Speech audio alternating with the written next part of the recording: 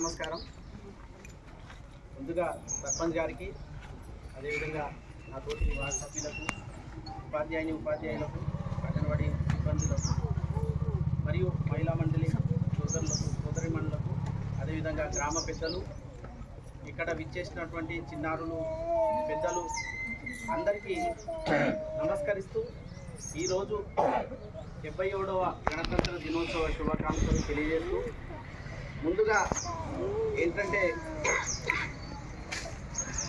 Last year వరకు మనతో పాటు ఉన్నటువంటి సర్పంచ్ గారు మన మధ్యలో లేకపోవడం చాలా బాధాకరమైన విషయం.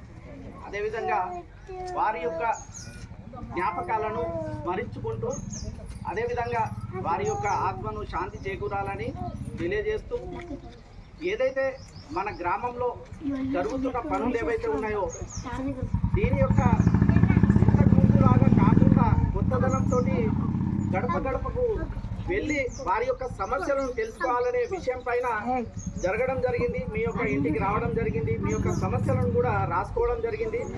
అదేవిధంగా అంబేద్కర్ గారు రాసినటువంటి రాజ్యాంగంలో అందరికీ సమాన హక్కులను, సమాన అవకాశాలను, బాధ్యతలను మనం పాటించాలనే విషయం పైన మన గ్రామ పంచాయతీ పాలకవర్గం కూడా అదేవిధంగా పనిచేస్తూ ఉంటుందని నేను ఈ సందర్భంగా మీ అందరికీ తెలియజేస్తున్నాను.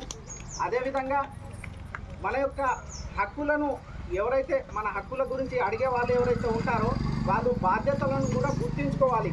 ఎందుకంటే మన యొక్క బాధ్యతలను, మన గ్రామాన్ని పరిశుభ్రంగా ఉంచుకోవడము, ప్లాస్టిక్ రహిత గ్రామంగా చేసుకోవడము, అదేవిధంగా మన నీటిని కూడా తాగడానికి ఏవైతే ఉన్నాయో ఆ నీటిని కూడా పొదుపుగా వాడుకోవడము, ఇలాంటి మన పిల్లలను కూడా బడికి పంపడం అనేది, ఇవన్నీ మనం చేసే సేవలు, మన దేశానికి చేసే సేవలే అవుతుంది.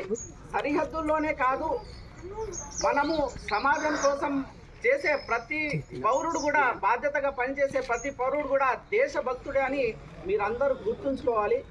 అదేవిధంగా మన యొక్క అంబేద్కర్ గారు రాసినటువంటి రాజ్యాంగం, మన యొక్క స్వాతంత్రం వచ్చిన తర్వాత ఏదైతే మన యొక్క విధి విధానాలను వారు మనల్ని పణంగా పెట్టి ఈరోజు వారి యొక్క బాధ్యతలను, వాళ్ళ యొక్క కళలను ముందుకు తీసుకెళ్ళి మన యొక్క గ్రామానికి అందరం కలిసికట్టుగా, కులాలకు అతీతంగా అందరూ కలిసికట్టుగా ముందుకు తీసుకెళ్లాలని నేను కోరుకుంటూ, మరొక్కసారి అంబేద్కర్ గారి గురించి ఎంత చెప్పినా తక్కువనే కాబట్టి నేను మీ అందరికీ ఒకటి చెప్పదలుచుకుంటున్నాను.